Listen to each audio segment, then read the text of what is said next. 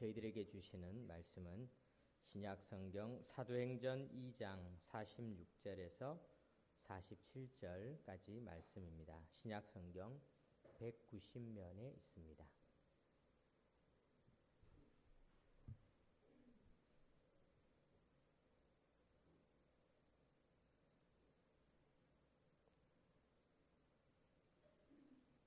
하나님의 말씀을 다 같이 한 목소리로 봉독하겠습니다. 날마다 마음을 같이하여 성전에 모이기를 힘쓰고 집에서 떡을 떼며 기쁨과 순전한 마음으로 음식을 먹고 하나님을 찬미하며 또 온 백성에게 칭송을 받으니 주께서 구원받는 사람을 날마다 더하게 하시니라. 아멘. 우리가 그동안에 우리 8월 달에는 교회에 대해서 하나하나 살펴보았습니다. 하나님께서는 교회를 직접 만들어 주셨다. 하나님께서 만드신 모임, 사람이 만든 모임, 사람들은 지금도 모임을 많이 만들고 있습니다. 여러 가지 동호회 모임도 만들어지고 있고 또 국가들끼리의 큰 거대한 연합 모임들도 만들어지고 있지만은 하나님이 만들어 주신 모임은 교회이다. 교회와 가정 두 가지는 우리 하나님이 직접 만들어 주신 그런 소중한 모임이다 라는 것을 우리가 살펴보았고요. 특별히 교회는 출애굽기를 통해서 탈출하는 곳, 죄와 사망에서 애굽의 노예에서 탈출했던 히브리 민족처럼 죄와 사망에서 탈출한 자들의 모임이다. 벗어난 자들의 모임이다. 자유를 얻은 자들의 모임이다 라는 것을 우리가 살펴보았습니다. 그러면서 우리가 이제 교회가 가진 기능을 5가지 기능 중에 4가지를 살펴보았는데요. 첫 번째 기능은 하나님의 말씀이 선포되어지고 그 말씀을 받고 예배드리는 말씀을 받는 곳이라는 우리 아포데코마이라는 동사를 통해서 초대교회 성도들이 말씀을 받고 교회가 성장했던 것을 우리가 살펴보았습니다. 두 번째 기능으로는 말씀이 다음 세대로 가르쳐지는 곳, 교회라는 것은 가르칠 교자에 모일 해자, 가르치는 곳이다. 그래서 디다케라는 단어를 우리가 살펴보면서 초대교회 하나님의 말씀이 계속해서 가르쳐졌던 것을 우리가 살펴보았고요. 그리고 또 지난주에는 우리가 떡을 떼며 기도함, 교제에 대해서 살펴보았습니다. 인생의 밤을 맞이했을 때 우리는 한 식구이다, 하나님의 자녀이다, 가족이다라는 것을 확인하는 그런 소중한 자리, 그것이 교제이다. 그리고 필요를 따라 나누어 준다. 타인을 위해서, 타인들의 필요. 기업들도 기부하고 봉사하고 섬기지만은 그것은 기업의 필요를 위한 것인데 교회의 필요는 교회가 필요해서 봉사하는 것이 아니라 필요한 자들, 그들의 서로의 필요를 바라보는 곳, 그것이 교회이다 라는 것을 살펴보았습니다. 그 유명한 오 헨리의 단편 소설 중에서 크리스마스 선물이라는 그런 단편 소설 있지 않습니까? 델라와 짐의 이야기인데요. 델라라고 하는 이 여인은 1달러 87센트밖에 돈이 없었습니다.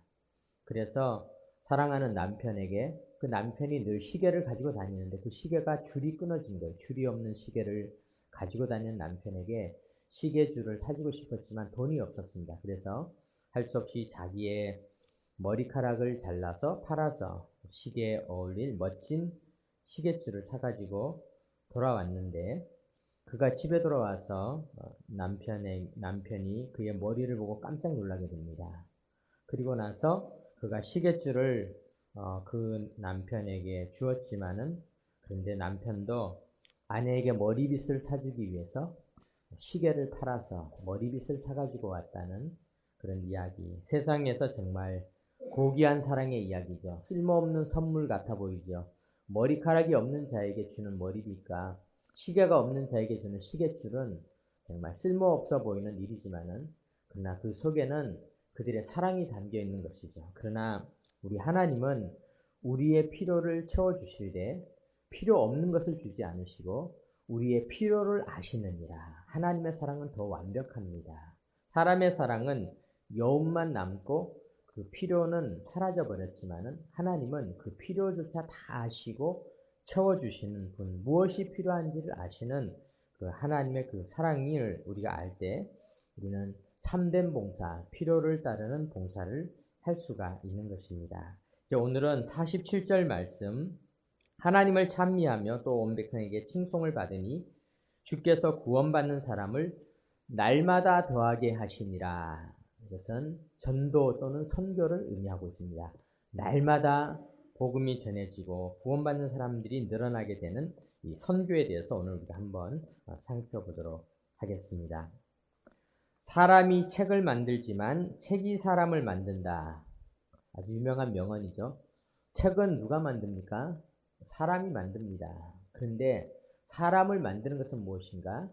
책이다. 책을 읽으면서 사람은 인격자로 세워져 나가게 되는 것입니다. 아주 유명한 명언입니다. 그런데 이 유명한 명언을 선교에도 똑같이 적용할 수가 있습니다.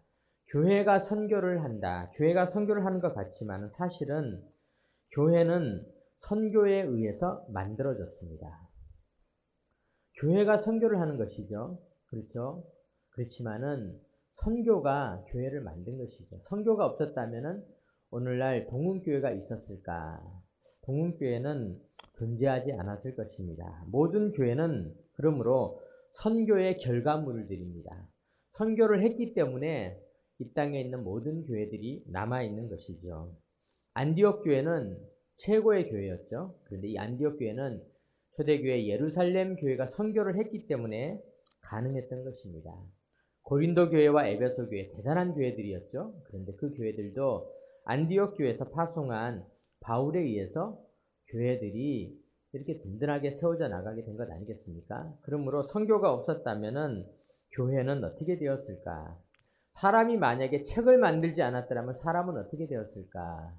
오늘날에 대부분의 사람들은 책이 없었다면은 정말로 엄청나게 미개한 삶, 가난한 삶, 또 때로는 인격이 부족한 삶을 살았을지 모릅니다. 가끔 외국에 가서 물건을 사다 보면 깜짝 놀랄 때가 있습니다.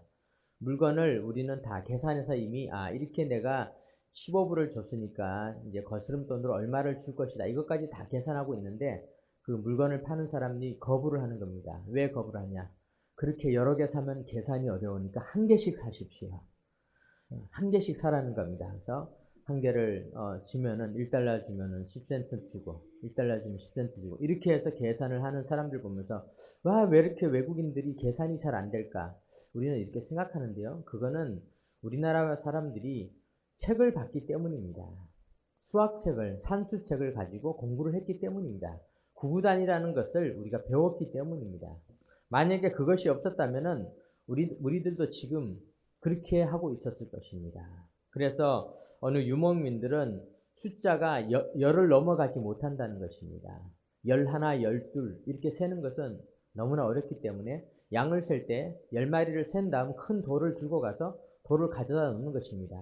왜냐하면은 이 돌이 이제 10개짜리이기 때문에 다시 돌아가서 양을 1마리, 2마리 센 다음에 또 큰 돌을 들고 가서 그 옆에다가 돌을 놓아야, 그래도 그분은 굉장히 지혜로운 것이죠. 십진법을 이해를 하고 있는 것이니까요. 이와 같이 사람들은 사실은 책이 없었다면 급격히 쇠락했을 것입니다. 그런데 교회도 마찬가지죠. 만약에 교회가 선교하지 않았다면 어떻게 되었을까? 교회는 이 땅에서 오늘날과 같이 주의 복음을 전하는 이런 소중한 곳으로 자리 잡기가 어렵지 않았을까라는 생각을 가지게 됩니다. 어제 우리나라의 강화도에 우리가 가서 우리 교인들이 강화도 순례길을 이렇게 걸었는데요. 우리나라에도 언더우드 선교사님, 아펜셀러 선교사님, 로스 선교사님 비롯한 많은 선교사님들이 오셨죠. 특별히 강화도에 존스 선교사님이라는 그 분이 끼쳤던 업적도 우리들이 이렇게 살펴보게 되었습니다. 오늘날에 우리가 이제 이 선교에 대해서 생각을 하면서 선교학자들은 이야기를 합니다.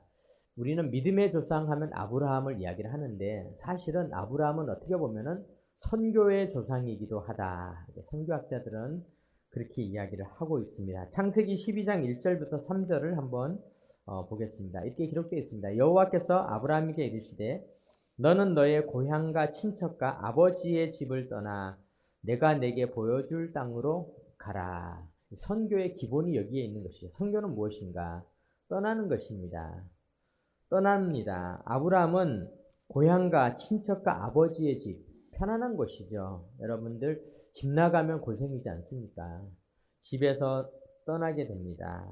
그래서 내가 내게 보여줄 땅으로 가라. 여기에서 선교가 시작되었던 것입니다.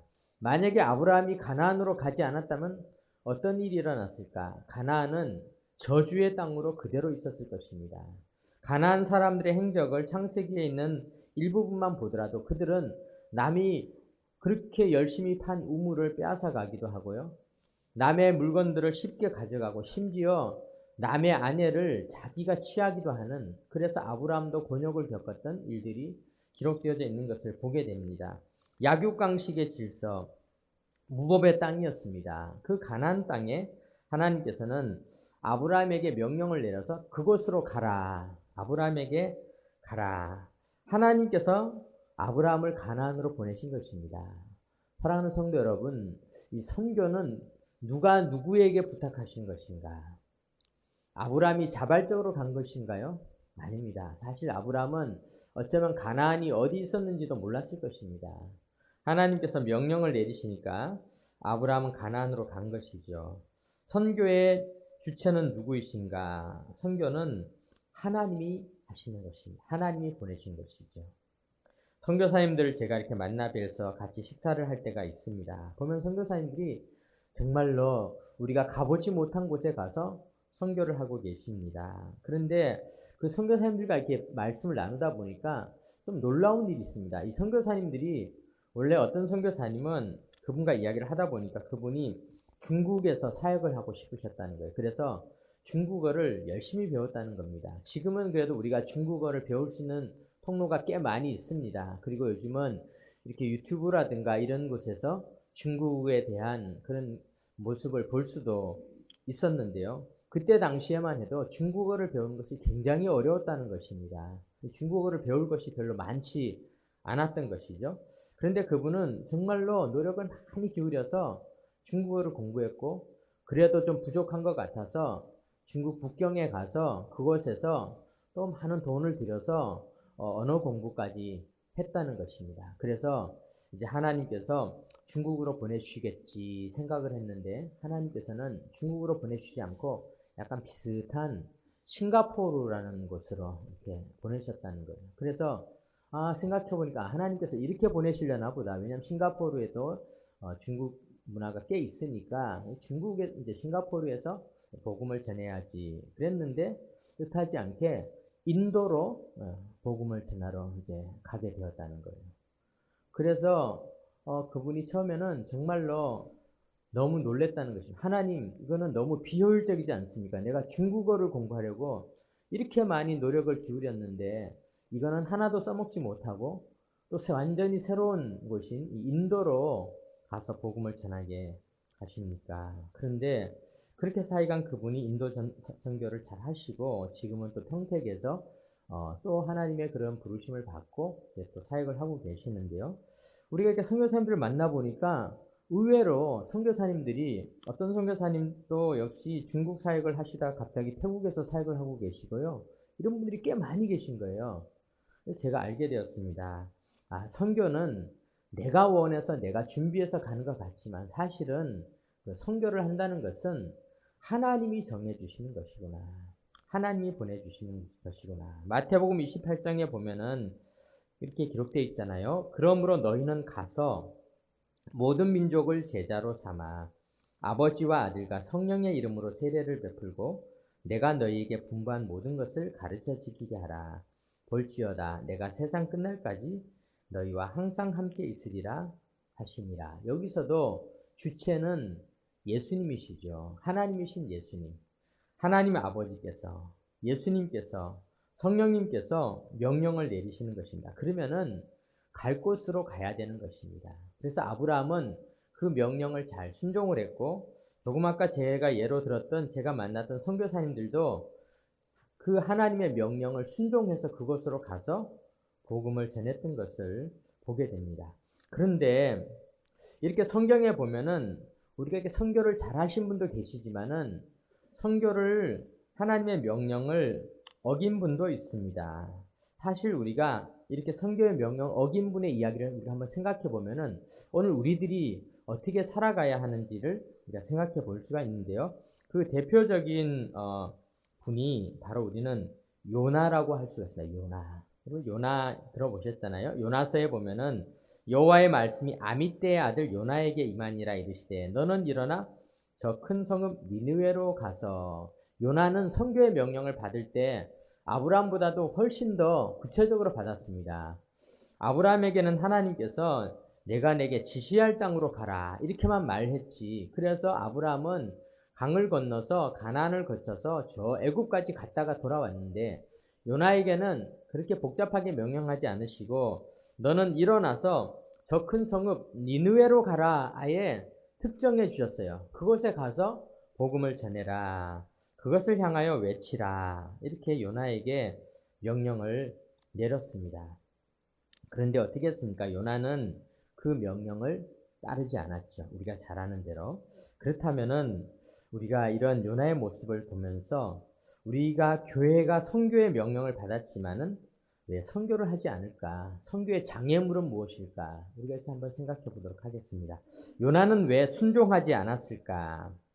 첫 번째는 문화적 장벽이 있지 않았을까? 우리가 이렇게 생각해 봅시다. 문화적 장벽.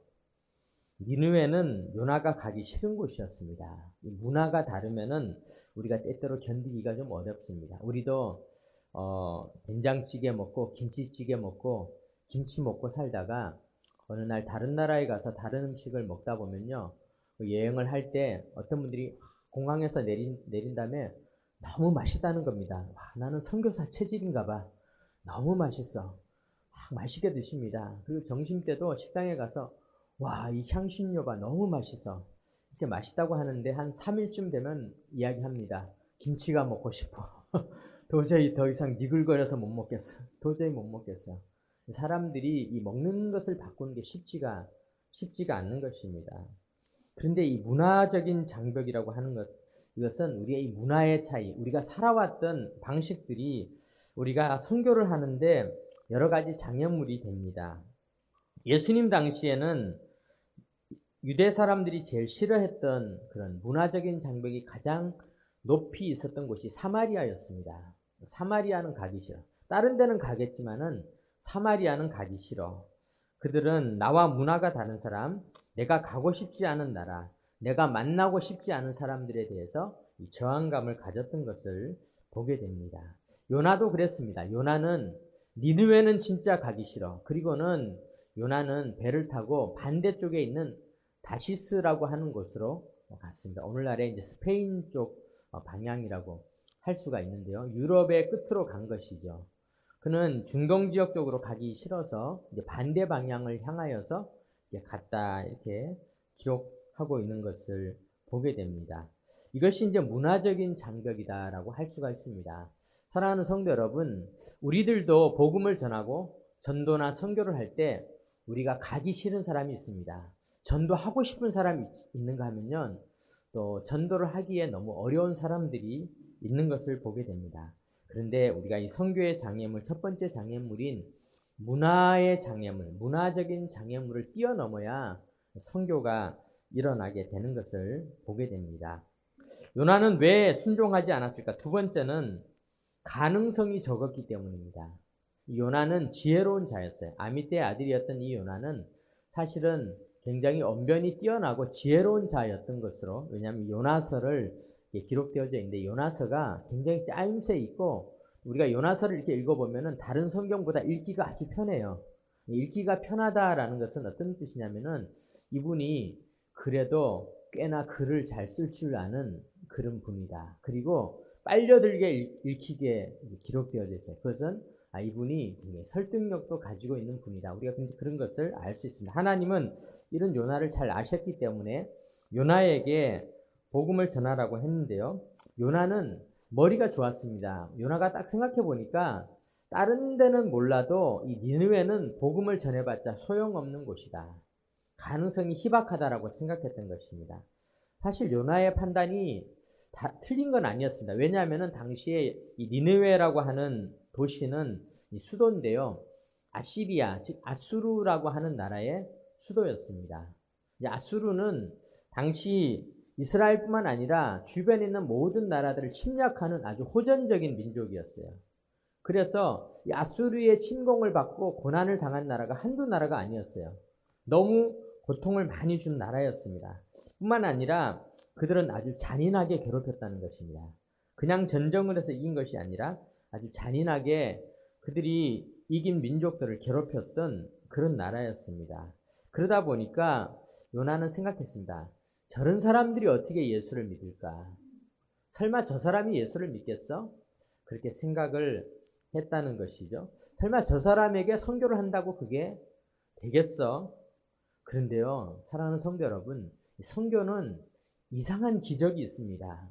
선교는요, 저 사람한테 전해서 되겠어 라고 생각하는 사람이 의외로 되는 경우가 있다는 겁니다.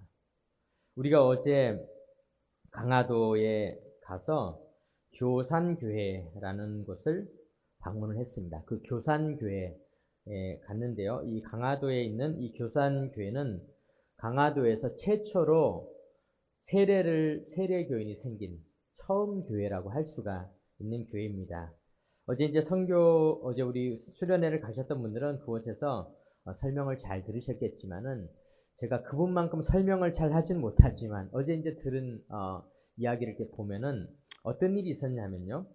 이 이승환이라고 하는 이 권사님이 계셨는데 이분은 인천 제물포에서 주막을 하는 사람이었습니다. 술집을 운영하는 사람이었는데 그곳에서 존수 선교사로부터 복음을 듣게 되었습니다. 그래서 세례를 존수 선교사가 복음을 들었고 예수를 믿었으니까 세례를 받아라. 그랬더니 자기는 세례를 못 받겠다는 겁니다. 왜 그러냐면은 우리 어머니가 살아 계시는데 우리 어머니가 먼저 세례를 받고 구원받고 하늘나라로 가셔야지 어떻게 내가 먼저 세례를 받느냐. 당시에 효성 깊은 그런 아들의 모습이었죠. 그런데 마침내 이 이승환이 주막을 그만두고 어머니에게 가서 복음을 전했는데 어머니도 복음을 받아들였습니다. 그래서 이 어머니가 세례를 받게 하려고 했는데 당시에 존수 선교사가 가서 어머니에게 세례를 받게 하려고 했더니 이웃집에 살고 있는 김상임이라고 하는 경주 김첨지라고 하는 분이었습니다. 제가 어제는 가만히 있었습니다. 왜냐하면 저도 경주 김씨인데 들으니까 좀 부끄럽더라고요. 경주 김씨가 박해를 했구나 이렇게. 그런데 이 김상임이라고 하는 분이 얼마나 박해를 심하게 했냐면은 세례를 만약에 받기 위해서 선교사가 들어오면은 그 집에 불을 질러 버리겠다 이렇게 협박을 한 겁니다. 그런데 이승환 권사님은 포기하지 않았습니다. 그래서 결국 어떻게 했느냐. 선교사가 들어오지 못하니까 한밤에 어머니를 업고 길을 걸어서 그것이 바닷가에 있는데 갯벌입니다. 갯벌을 건너가지고 배에 가서 선교사님을 만나서 배에서 세례를 받게 했습니다. 그래서 선상 세례를 받아서 그 교산교에 가면은 배가 이렇게 한 척 있는데 그 한 척 모양이 있는데 우리가 거기서 사진을 찍고 이렇게 왔습니다. 이렇게 김상임이라는 사람은 정말로 남이 세례를 받는데 그 집을 불질러 버리겠다 이렇게까지 협박을 하는 핍박자였습니다. 여러분 이 사람이 어떻게 됐을까요? 어제 수련회를 갔다 오신 분들은 다 아시죠? 놀랍게도 그 사람이 그 다음에 교인이 됐어요. 그 사람이 이제는 화가 나서 이 선교사에게 따지러 갔는데 이 선교사분이 한국인을 잘 알았기 때문에 그분이 자기보다 나이가 좀 많은 걸 알고는 형님이라고 불러줬어요. 형님 오셨습니까? 그러면서 복음을 전해줬는데 이분이 거기에 그만 마음이 딱 녹아가지고 그래서 복음을 받아들이게 되었어요. 그런데 난리가 났습니다. 왜냐하면은 이 김상임은 당시 그곳에서 유교를 믿는 대부분의 이 김첨지라고 불리면서 그 지역의 지식인이었고 또 많은 사람들의 그런 유교를 숭상하는 분들의 존경을 받는 자였는데 그 사람이 예수를 믿게 됐다는 소문이 드니까 이번에는 박능일이라고 하는 사람이 너무너무 화가 난 겁니다. 아니 자기가 저렇게까지 예수 믿는 자를 박해해놓고 우리를 배신해. 그리고는 따지러 갔습니다. 따지러 갔다가 그 사람도 예수를 믿어버렸습니다. 이렇게 해서 이런 역사가 강화도에 일어나면서 그곳에 박능일이 이제 예수님을 믿고 세운 그 교회가 홍의교회라고 하는 그런 교회인데, 이 홍의교회를 통해서 강화도에 기독교 문화가 꽃피고 놀라운 역사가 일어났다라는 것을 우리가 이제 수련회를 가서 그 여정을 따라 이렇게 다니면서 살펴보았는데요. 그런데 이것을 보니까 사도행전에서 일어난 일이랑 똑같은 일이었어요. 사도행전에서도 사도 바울이 그랬잖아요. 예수님 믿는 자를 그렇게 핍박을 했잖아요. 그런데 다메섹에 있는 아나니아라고 하는 제자를 예수님께서 부르셨습니다. 사도행전 9장에 보면은 9장 10절에 그때 다메섹에 아나니아라 하는 제자가 있더니 주께서 환상 중에 불러 이르시되 아나니아 아나니아야 하시거늘 대답하되 주여 내가 여기 있나이다. 주께서 이르시되 일어나 집가라 하는 거리로 가서 유다의 집에서 다소 사람 사울이라 하는 사람을 찾으라. 그가 기도하는 중이니라. 이러면서 아나니아에게 이 사울, 오늘날 바울로 불리는 사울에게 가라고 명령을 내렸습니다. 아나니아는 펄쩍 뛰었습니다. 말도 안 됩니다. 그 사람은 우리 예수 믿는 사람들을 잡아 죽이려고 여기 온 사람입니다. 그런데 어떤 일이 일어났습니까? 예수님께서 아니다. 내가 택한 그릇이다. 그런데 정말로 갔더니 사울이 예수님을 믿게 되었습니다. 복음을 받아들이게 되었습니다. 사랑하는 성도 여러분, 선교는 그런 것입니다. 선교는요, 전혀 이루어지지 않을 것 같은 곳 속에서 기적이 일어나는 것입니다. 그것이 전도입니다. 그래서 우리가 1년에 2번 전도 대상자 이름을 적을 때 어떤 분은 참 적으면서 그렇게 생각할 겁니다. 목사님 적으라고 하도 하시니까 적기는 적지만 이 사람 이름 적어봤자 볼펜이 아깝습니다. 이 사람은 나올 일이 없습니다. 이 사람은 나올 일이 없어요. 그런데 놀라운 역사가 나타났습니다. 오늘날에 많은 교회들이 사실은 그곳에 이름을 적어서 과연 나올까 하던 사람들이 나온 것이죠. 그분들이 하나님을 알게 되고 예수님을 믿으면서 일어난 놀라운 기적들이 기독교 역사상 어거스틴 때부터, 어거스틴도 그랬어요. 어거스틴. 그 유명한 기독교의 초석을 쌓았다는 어거스틴. 바울. 많은 사람들이 사실은 나올 것 같지 않았던 사람, 박해하던 사람, 예수 믿는 것을 그 사람한테 들키면은 목숨을 잃을 것 같았던 사람들, 그런 사람들이 예수를 믿는 일이 선교 현장에 일어나고 있는 것입니다. 요나가 생각했던 착각 세 번째는 뭐냐면요. 요나는 내가 선교를 한다는 생각을 가졌습니다. 내가 선교를 한다. 그런데 요나는 알게 됐습니다. 요나서 3장에 보니까 아주 재밌는 일이 기록되어 있는데요. 요나서 3장 3절에 보니까 요나가 이제 물고기 뱃속으로 들어간 일 혹시 아시지 않습니까? 요나가 복음을 안 전해서 도망가다가 배에서 제비 뽑힘을 당해서 물에 던져지고 난 다음 물고기 뱃속에 들어갔다가 다시 나와서 이제 니느웨로 갔는데 요나서 3장 3절에 보니까 요나가 여호와의 말씀대로 일어나서 니느웨로 가니라. 니느웨는 사흘 동안 걸을 만큼 하나님 앞에 큰 성읍이었더라. 요나가 니느웨 가서 복음을 전하려면 니느웨를 이렇게 한 바퀴 걷기만 해도 3일이 걸리는 그런 거리입니다. 꽤 큰 도시였던 것 같아요. 그런데 4절에 보니까 요나가 그 성읍에 들어가서 하루 동안 다니며 외쳐 이르되 40일이 지나면 니느웨가 무너지리라 하였더니, 요나는 선교를 잘했을까요? 하루 한 겁니다. 하루. 그렇게 하나님으로부터 부름받았는데 3일 길이 되는 큰 도시를 그것도 그냥 걸어만 간 게 아니라 복음을 전하면서 하루를 다녀봤자 얼마나 다녔겠습니까? 하루를 다녔습니다. 그런데 놀라운 일이 일어났어요. 5절에 보니까 니느웨 사람들이 하나님을 믿고 금식을 선포하고 높고 낮은 자를 막론하고 굵은 베옷을 입은지라. 그 일이 니느웨 왕에게 들리매 왕은 듣지도 못했어요. 왕한테는 아직 가서 이 하나님에 대한 것을 전하지도 못했어요. 근데 어떤 일이 일어났냐면은 그 일이 니느웨 왕에게 들리매 왕이 보좌에서 일어나 왕복을 벗고 굵은 베옷을 입고 제위에 앉으니라. 회개하면서 하는 놀라운 일이 이제 일어나게 된 것이죠. 요나서를 통해서 하나님께서 우리에게 무엇을 보여주십니까? 선교를 누가 하는 거냐? 선교는 요나가 하는 것도 아니고 바울이 하는 것도 아니고 김상임이라고 하는 분이 하시는 것도 아니고 박능일이라고 하는 분이 하시는 것도 아니고 이승환이라고 하는 분이 하시는 것도 아니다. 사실은 그분들의 수고와 노력도 있었지만요. 선교를 이루시는 주체는 누구인가? 하나님이십니다. 하나님께서는 때때로 우리가 조금만 전해도 큰 역사가 일어나게 하시고 하나님께서는 안 될 것 같은 곳에서도 선교의 문을 활짝 열어주시고 전도의 문을 열어주신다는 것입니다. 선교는 하나님이 하신다. 이것을 보여주고 있습니다. 사랑하는 성도 여러분, 오늘 본문에서 우리가 한번 생각을 해보도록 하겠습니다. 우리나라에 작년에 빌리 그레함 목사님의 아들인 프랭클린 그레함이라는 분이 우리나라에 방문을 했습니다.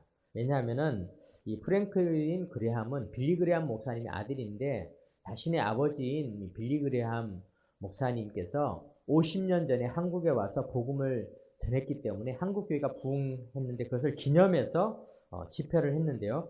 그때 프랭클린 그레함이 한국에 와서 어떤 얘기를 했냐면은 하나님께서는 200년 전에는 영국을 사용하셨고 100년 전에는 미국을 사용해서 복음을 전했는데 자기가 한국에 와서 보니까 이제 알겠다. 오늘날에는 한국교회를 사용하시는 것 같다. 한국교회를 통해서 세계 선교 역사를 이루어 가시는 것 같다. 그렇게 이야기를 했습니다. 정말로 어떻게 보면 우리한테는 엄청난 칭찬이죠. 우리가 너무나 큰 칭찬을 받은 것이죠. 50년 만에 그는 복음을 우리에게 선교하러 왔던 분의 아들이 50년 만에 우리나라에 와보고는 야, 이제는 거꾸로 됐다. 이제는 한국이 선교하는 나라가 됐다. 그런데 이 프랭클린 그레함 목사님의 이야기를 이렇게 더듬어 보면은 우리가 어떤 것을 알 수 있냐면요. 하나님께서는 200년 전에 영국을 정말 대단한 나라, 해가 지지 않는 나라를 만드셨다가 100년 전에 미국, 정말 어마어마한 나라를 만드셨는데 오늘날 한국도 어쩌면은 이와 같이 하나님의 큰 복을 누리는 나라가 되었는데 이 선교를 하는 나라를 하나님께서는 크게 사용하시고 복을 주시는 것을 보게 됩니다. 오늘 본문에 보면은 하나님께서는 그들이 성전에 모이기를 힘썼다. 46절에 기록하고 있다. 날마다 마음을 같이 성전에 모이기를 힘썼는데 그들은 성전에만 모인 것이 아닙니다.